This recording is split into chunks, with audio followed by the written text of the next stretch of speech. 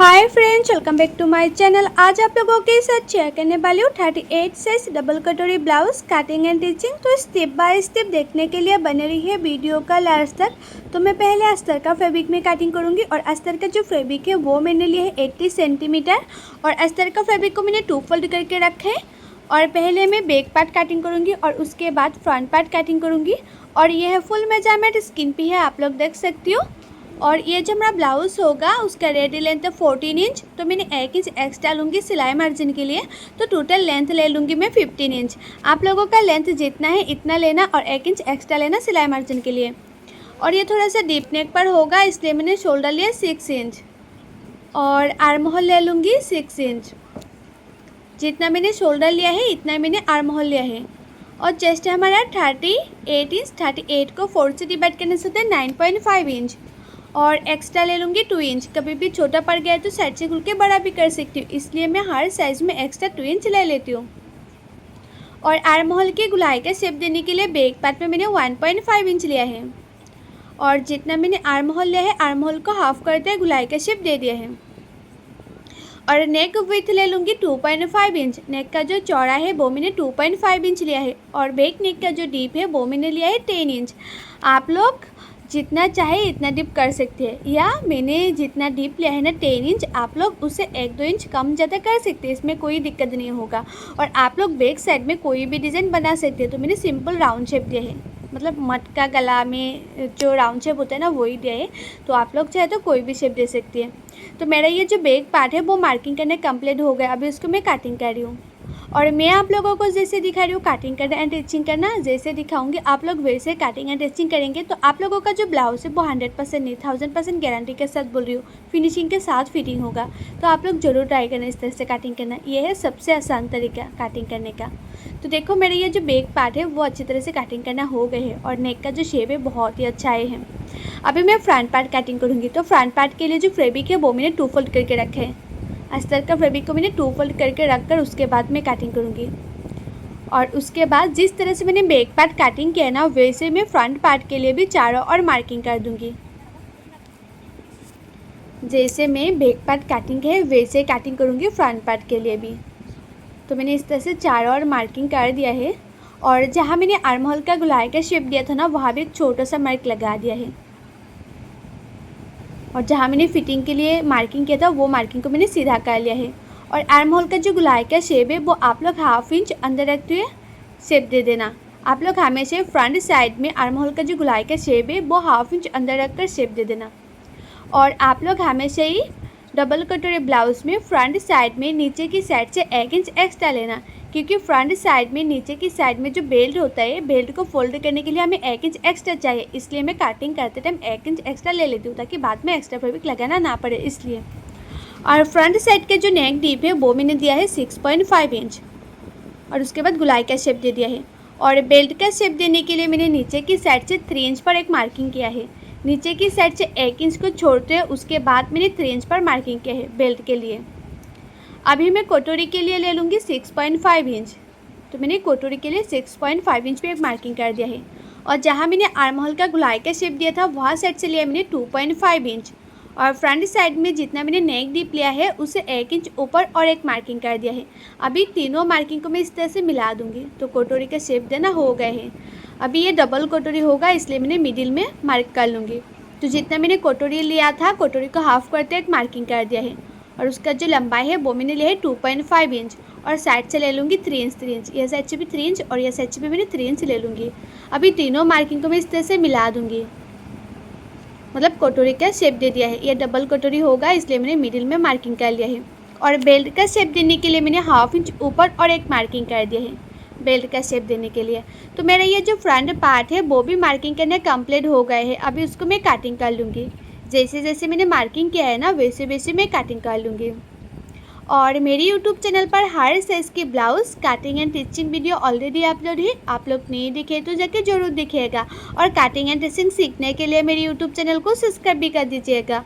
और जो लोग मेरे पेज में देख रहे हैं वीडियो वो लोग मेरे पेज को फॉलो कर देना कटिंग एंड स्टिचिंग सीखने के लिए। और आप लोग ना हमेशा ही काटिंग अच्छी तरह से करना। काटिंग अच्छी तरह से करेंगे तो टिचिंग भी अच्छी होगा, और टिचिंग अच्छी होगा तो ब्लाउज़ का फिटिंग फिनिशिंग बहुत ही अच्छा आएगा। तो आप लोग हमेशा ही ट्राई करना काटिंग अच्छी तरह से करने के लिए। तो देखो कटोरी के मिडिल में मैंने काट कर लिया है। अभी ये कटोरी के पार्ट को मैं बड़ा करूँगी। तो सबसे पहले मैंने ये फर्स्ट कटोरी को बड़ा करूँगी। तो कटोरी को चारों ओर मार्किंग कर दूँगी। जैसे हमारा कटोरी का शेप है ना, वैसे मैंने चारों ओर मार्किंग कर दिया है। तो मैंने इस तरह से मार्किंग कर दिया है। अभी उस कटोरी के पार्ट को मैं बड़ा करूँगी। तो कटोरी के पार्ट को मैं नीचे की साइड से 1 इंच बड़ा करूँगी। आप लोगों को कटोरी का शेप बड़ा चाहिए तो आप लोग 1.5 इंच भी ले सकते हैं। जहाँ मैंने 1 इंच बड़ा किया ना, वहाँ साइड से आप लोग 1.5 इंच भी बड़ा कर सकते हैं। इसमें कोई दिक्कत नहीं होगा अगर कटोरी बड़ा चाहिए तो। और ऊपर की साइड से आप लोग हाफ इंच बड़ा कर लेना, जो सिलाई मार्जिन में जाएगा ना, इसलिए। तो मैंने उसके बाद इस तरह से मार्किंग कर दिया है। और नीचे की साइड से भी मैंने हाफ इंच बड़ा कर लूँगी। और उसके बाद जैसे हमारा कटोरी का शेप है ना, वैसे मैं कटोरी का शेप दे दूँगी। ये जो शेप है ना, बहुत लोग अच्छी तरह से दे नहीं पाती है, तो थोड़ा सा अच्छी तरह से देना। ये शेप अच्छी होगा तो कटोरी का जो शेप होगा ना, तो अच्छा आएगा। मतलब फ्रंट साइड में फिटिंग से अच्छा आएगा। कटोरी का शेप अच्छी होगा तो, और सिलाने में भी आसान होगा। बहुत लोग ना कटोरी का शेप अच्छी तरह से दे नहीं पाती है, और उसके बाद सिलाई भी अच्छी नहीं होती है, और उसके बाद फिटिंग भी अच्छा नहीं होती है। तो आप लोग अच्छी तरह से इस तरह से शेप देना। और उसके बाद फर्स्ट जो ये हमारा कटोरी है, इस कटोरी से मैं मेजरमेंट लेके सेकेंड कटोरी भी कटिंग करूँगी। तो इस कटोरी का मेजरमेंट पे आया है 8.5 इंच। अभी मैं सेकेंड कटोरी के लिए भी 8.5 इंच चौड़ाई में ले लूँगी। तो मैंने 8.5 इंच चौड़ाई में एक मार्किंग कर दिया है। और उसका जो लंबाई है सेकेंड कटोरी का, वो मैंने 4 इंच लिया है। यह साइड से भी मैंने 4 इंच पे एक मार्किंग कर दिया, और यह साइड से भी मैंने 4 इंच पे एक मार्किंग कर दिया। और जितना मैंने लंबाई लिया है ना 4 इंच, उससे 1 इंच नीचे और एक मार्किंग कर दूँगी। यह साइड से 1 इंच नीचे मार्किंग कर दिया है दोनों साइड में। और ये जो हमारा फर्स्ट कटोरी है, फर्स्ट कटोरी को मैं सेकेंड कटोरी के ऊपर रखूँगी और उसका शेप दे दूँगी। इस तरह से देंगे ना तो परफेक्ट शेप आती है कटोरी का। और नीचे की साइड से भी मैंने हाफ इंच ऊपर करके और एक मार्किंग कर दिया है। नीचे की साइड में भी मैंने शेप दे दिया है, और नीचे का जो साइड है ना, वो बेल्ट का शेप होगा। और उसके बाद ये जो हमारा सेकेंड कटोरी है, वो भी मार्किंग करने कंप्लीट हो गया। अभी इसको मैं कटिंग कर रही हूँ। और कटिंग करने के बाद ना आप लोग इस तरह से चेक कर लेना कि उसका जो शेप है वो परफेक्ट आया कि नहीं। तो देखो परफेक्ट आए हैं। तो मेरा ये जो कटोरी का पार्ट है वो भी बड़ा करना हो गए हैं। अभी मैं स्लीव कटिंग करूँगी। तो स्लीव के लिए जो हमारा ब्लाउज़ का बैक पार्ट है, बैक पार्ट से मैं मेजरमेंट ले रही हूँ। तो ऊपर से मैंने हाफ इंच छोड़ के मेजरमेंट लिया है, क्योंकि ऊपर हाफ इंच शोल्डर सिलाई में जाएगा, इसलिए। तो मेजरमेंट में आए हैं 9.5 इंच। और आप लोग हमेशा स्लीव के लिए जो फैब्रिक है ना, वो 4 फोल्ड में रख कर उसके बाद कटिंग करना। तो मैंने इस तरह से 2 फोल्ड किया है, और उसके बाद मैं 4 फोल्ड कर लूँगी। और जो मैंने मेजरमेंट में पाया था ना 9.5 इंच, वो स्लीव का चौड़ाई में ले लूँगी 9.5 इंच। तो मैंने इस तरह से 9.5 इंच ले लिया है। और स्लीव का लंबाई आप लोगों को जितना चाहिए इतना ले लेना। तो मैंने स्लीव का लंबाई लिया है 10 इंच। और जितना लंबाई लेंगे ना स्लीव का, उसे 3.5 इंच नीचे और एक मार्किंग कर देना। और उसी मार्किंग को भी 9.5 इंच तक सीधा कर लेना है। और ये से 2 इंच पे एक मार्किंग कर देना है, और ऊपर की साइड से 1.5 में एक मार्किंग कर देना है। अभी दोनों मार्किंग को इस तरह से मिला देना है, और स्लीव का शेप दे देना है। तो मैंने इस तरह से स्लीव का शेप दे दिया है। और मुहूरी ले लूँगी मैं 6 इंच, और एक्स्ट्रा ले लूँगी 2 इंच, और उसके बाद मैं मिला दूँगी। और यह है स्लीव कटिंग करने का सबसे आसान तरीका। आप लोग इस तरह से स्लीव कटिंग करेंगे ना, तो कभी छोटा बड़ा नहीं होगा। फिर और आर्म होल के साइड में कभी भी झूल नहीं आएगा, परफेक्ट फिटिंग आएगा। तो देखो स्लीव को मैंने जैसे जैसे मार्किंग कर दिया है, वैसे वैसे मैं कटिंग करी हूँ। और आप लोग हमेशा स्लीव को फ्रंट साइड में हाफ इंच अंदर रखते हुए ज़रूर कट करना। तो मेरे ये जो स्लीव है वो भी कटिंग करना कंप्लीट हो गए, मतलब अस्तर का फैब्रिक में कटिंग करना हमारा कंप्लीट हो गए है। अभी मैं मेन फैब्रिक में कटिंग करूँगी। और मेन फैब्रिक को भी आप लोग हमेशा 2 फोल्ड करके रख कर उसके बाद कटिंग करना। तो मैंने इस तरह से 2 फोल्ड किया है, और उसके बाद जो अस्तर का फैब्रिक है, अस्तर का फैब्रिक को मैंने मेन फैब्रिक के ऊपर बैठा दिया है। और जो हमारा मेन फैब्रिक है ना, मेन फैब्रिक को मैंने थोड़ा सा बड़ा रखते हुए कटिंग करी हूँ, ताकि सिलाने में आसानी हो। आप लोग हमेशा ही मेन फैब्रिक को थोड़ा सा बड़ा रख कर कटिंग करना, तो देखना सिलाने में बहुत ही ज़्यादा आसान होगा। और उसके बाद ये जो हमारा अस्तर का फैब्रिक है, अस्तर का फैब्रिक को मेन फैब्रिक के साथ में जॉइन कर लूँगी और एक्स्ट्रा जितना हमारा मेन फैब्रिक होगा एक्स्ट्रा मेन फैब्रिक को मैं काट कर लूँगी। सभी पार्टों से मैंने इसी तरह से एक्स्ट्रा मेन फैब्रिक को काट कर लिया है। और स्लीव में देखो साइड में थोड़ा सा कम है, उसके बाद मैंने जॉइन दे के ठीक कर लिया है। और जितना भी पार्ट है ना, सभी पार्टों को अस्तर का फैब्रिक को मेन फैब्रिक के साथ मैंने जॉइन कर लिया है और एक्स्ट्रा मेन फैब्रिक को मैंने काट कर लिया है। और स्लीव को भी साइड में थोड़ा सा एक्स्ट्रा मेन फैब्रिक कम था ना, वो मैंने जॉइन दे के ठीक कर लिया है। अभी मैं बैक पार्ट में नेक का फिनिशिंग दूंगी। तो नेक का फिनिशिंग देने के लिए मैंने जो बचा हुआ अस्तर का फैब्रिक था, छोटा छोटा टुकड़ा, वही टुकड़ा से मैं नेक का फिनिशिंग दे रही हूँ। और ये जो अस्तर का फैब्रिक बचा हुआ था ना, वो मैंने 1 इंच का चौड़ाई में लिया है। और उसके बाद जैसे हमारा नेक का शेप है, उसी की किनारे किनारे पे छोटा छोटा प्लेट डालकर नेक का शेप दे रही हूँ। क्योंकि ये जो एक्स्ट्रा फैब्रिक है नेक का शेप देने के लिए, वो एक्स्ट्रा फैब्रिक में उड़ेप काट नहीं किया है, सिंपल सीधा काट हुआ है।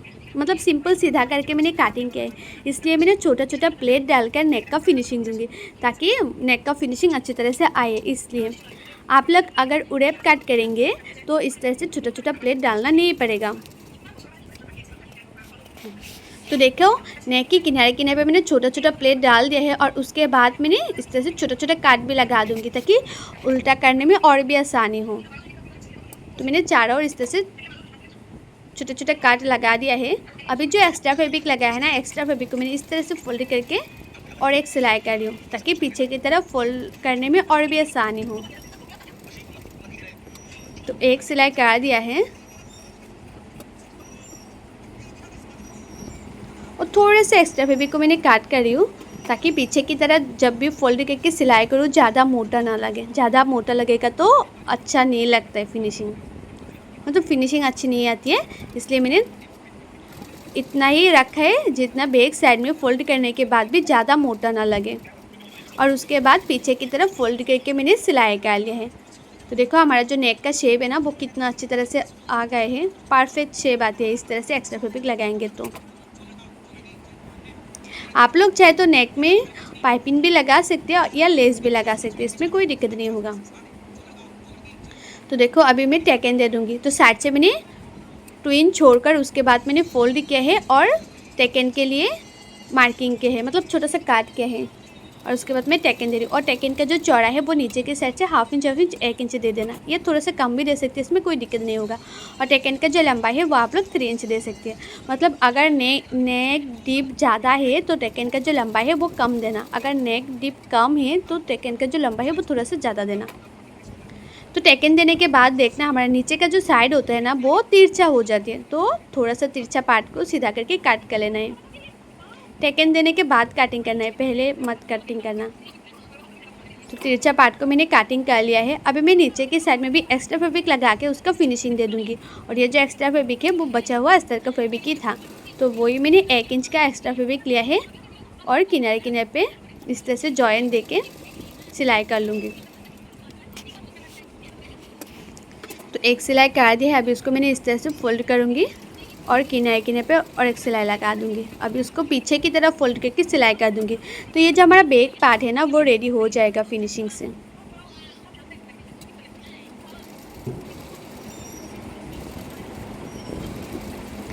तो देखो मेरा ये जो बैक पार्ट है वो फिनिशिंग से रेडी हो गए हैं।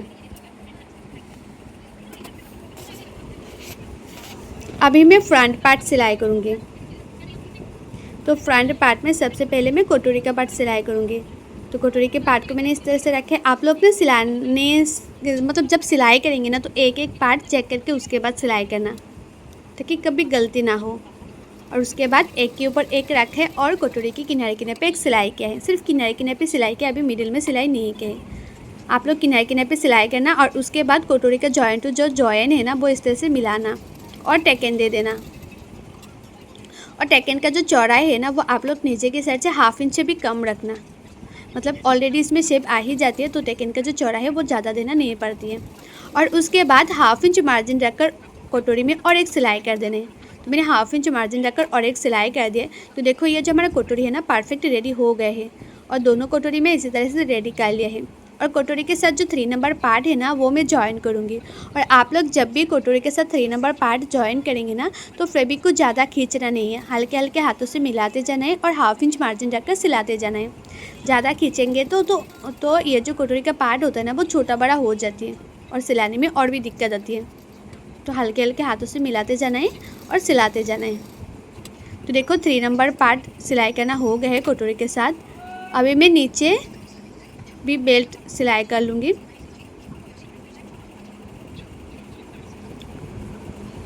तो मैंने कटोरी के ऊपर इस तरह से रखा है। अभी बेल्ट को भी 1/2 इंच मार्जिन रखकर सिलाई कर लूँगी। ज़्यादा मार्जिन नहीं रखे, 1/2 इंच मार्जिन रखेंगे तो हो जाएगा। तो बेल्ट की किनारे किनारे पे एक सिलाई कर दिया और उसको थोड़ा सा गैप देके और एक सिलाई कर दूँगी।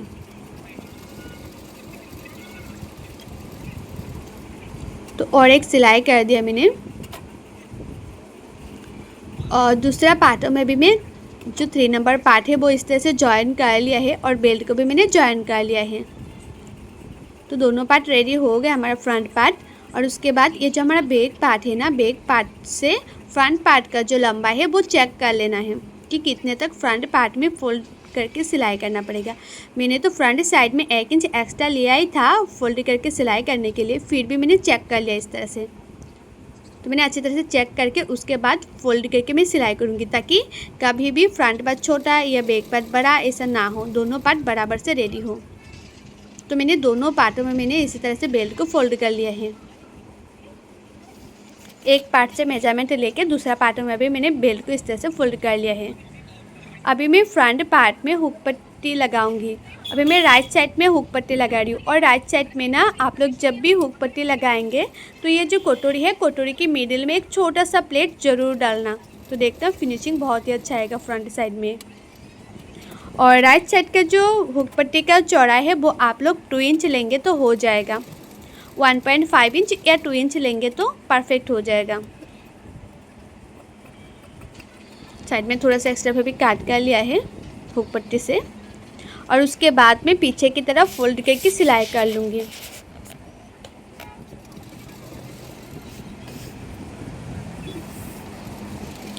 तो राइट साइड में हुक पट्टी लगाना हमारा कंप्लीट हो गए हैं।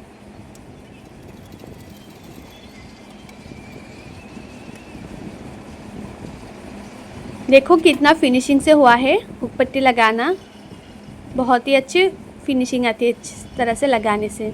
अभी मैं लेफ़्ट साइड में भी हुक पट्टी लगा दूंगी। और लेफ़्ट साइड का जो हुक पट्टी का चौड़ाई है वो आप लोग 3 इंच या 4 इंच लेंगे तो हो जाएगा। और लेफ़्ट साइड में आप लोग इस तरह से हुक पट्टी लगाना।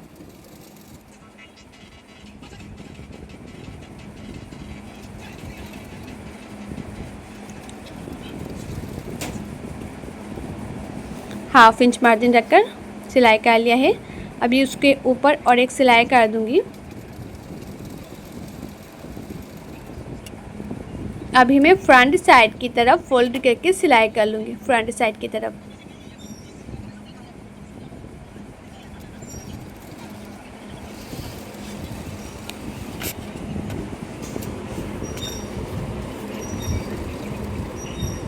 तो मैंने फ्रंट साइड की तरफ 2-2 सिलाई किया है। तो हमारा राइट साइड और लेफ़्ट साइड दोनों साइड में हुक पट्टी लगाना कंप्लीट हो गए हैं। हुक पट्टी लगाने के बाद आप लोग इस तरह से चेक कर लेना। और नेक का जो गुलाई का शेप है वो अच्छी तरह से है कि नहीं चेक कर लेना। अच्छी तरह से नहीं है, गुलाई का शेप अच्छा नहीं आया है तो थोड़ा सा काट करके गुलाई का शेप अच्छी तरह से दे देना है। और अगर है तो इसमें देना नहीं पड़ेगा। और उसके बाद मैं फ्रंट साइड में भी नेक का फिनिशिंग दे दूंगी। और फ्रंट साइड में नेक का फिनिशिंग देने के लिए भी मैंने जो एक्स्ट्रा फैब्रिक है वो मैंने उड़ेप कट नहीं किया, सिंपल सीधा कट किया है। इसलिए मैंने जिस तरह से बैक पार्ट में नेक में फिनिशिंग दिया था ना, वैसे ही मैंने फ्रंट पार्ट के लिए भी फिनिशिंग दे दूँगी। मतलब फ्रंट पार्ट में इसी तरह से फिनिशिंग दे रही हूँ, छोटा छोटा प्लेट डाल के।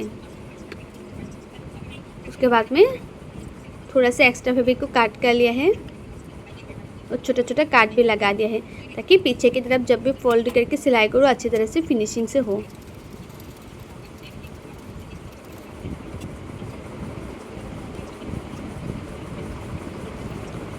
और थोड़ा सा एक्स्ट्रा फैब्रिक में काट कर लूँगी ताकि फ्रंट साइड की तरफ ज़्यादा फोल्ड करके सिलाई करेंगे ना तो अच्छा नहीं लगता। फ्रंट साइड की तरफ थोड़ा सा इस तरह से पतली करके फोल्ड करके सिलाई करेंगे तो देखने में अच्छा लगता है फ्रंट साइड में।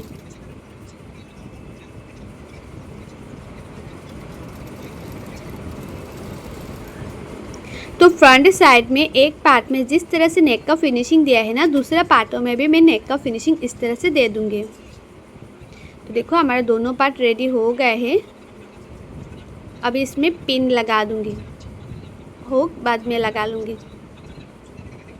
इस तरह से पिन से मैंने सेट कर लिया है।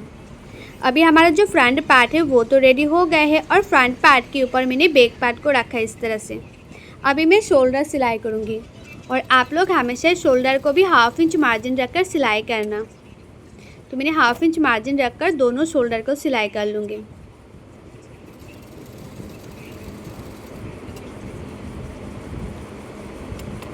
और उसके बाद दोनों पार्टों को एक साथ रखकर साइड से भी एक एक सिलाई कर देना। तो मैंने साइड से एक एक सिलाई कर दिया है।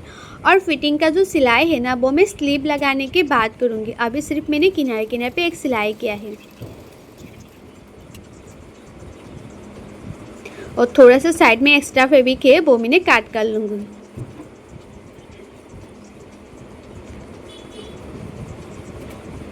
अभी इसको अच्छी तरह से मैं उल्टा कर लूँगी। और आप लोग हमेशा स्लीव लगाने से पहले चेक कर लेना कि फ्रंट साइड में 1/2 इंच अंदर रखकर काट है कि नहीं। तो देखो फ्रंट साइड में 1/2 इंच अंदर रखकर काट है तो इसमें काट करना नहीं पड़ेगा। अगर काट नहीं है तो थोड़ा सा काट कर लेना फ्रंट साइड में। और उसके बाद ये जो हमारा शोल्डर है, शोल्डर का मिडिल और स्लीव का जो मिडिल है वहाँ से मैं स्लीव को लगाऊंगी। और जो लोग बिगिनर से न्यू है वो लोग हमेशा जो शोल्डर होता है, शोल्डर का मिडिल और स्लीव का मिडिल से स्लीव को लगाना। तो देखना स्लीव कभी भी छोटा बड़ा नहीं होगा। बहुत लोगों का ऐसा होता है ना कि एक साइड में बड़ा हो जाती है स्लीव, दूसरा साइड में छोटा पड़ जाती है स्लीव। तो आप लोग ना इस तरह से शोल्डर के मिडिल से स्लीव को लगाएंगे तो कभी छोटा बड़ा नहीं होगा, परफेक्ट होगा। तो एक स्लीव में जिस तरह से लगाया है ना, दूसरा स्लीव को भी इसी तरह से लगा लूँगी।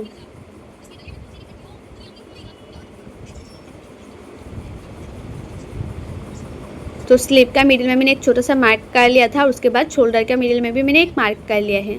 अभी उसको मैं अच्छी तरह से उल्टा कर लूँगी। और उसके बाद आप लोगों का चेस्ट जितना है इतने में मार्किंग कर लेना और कमर जितना है इतने में मार्किंग कर लेना और मोहरी जितना है इतने में मार्किंग करके उसके बाद फिटिंग के लिए सिलाई करना। मैंने ना जब काटिंग किया था तब कमर का मेजरमेंट नहीं लिया था, लेकिन जब मैं फिटिंग के लिए सिलाई करती हूँ ना तब कमर का मेजरमेंट लेके उसके बाद फिटिंग के लिए सिलाई करती हूँ। तो आप लोग भी जब फिटिंग के लिए सिलाई करना ना तब कमर का मेजरमेंट सिलाई करेंगे तो अच्छा फिटिंग्स आती है। तो देखो ये जो हमारा ब्लाउज है वो लगभग कंप्लीट हो ही गया है।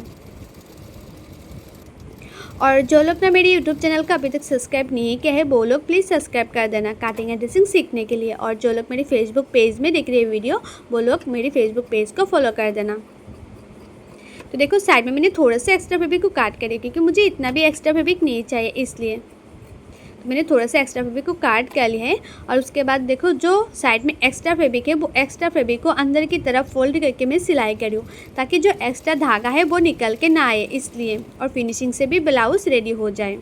और जो लोगों को कटिंग करने में दिक्कत होती है, कटिंग करना अच्छी तरह से नहीं आती है, परफेक्ट फिटिंग नहीं होती है, वो लोग चाहे तो पेपर फॉर्मा भी ऑर्डर कर सकती है। हर स्टाइल का पेपर फॉर्मा अवेलेबल है। मैं खुद कटिंग करके देती हूँ पेपर फॉर्मा।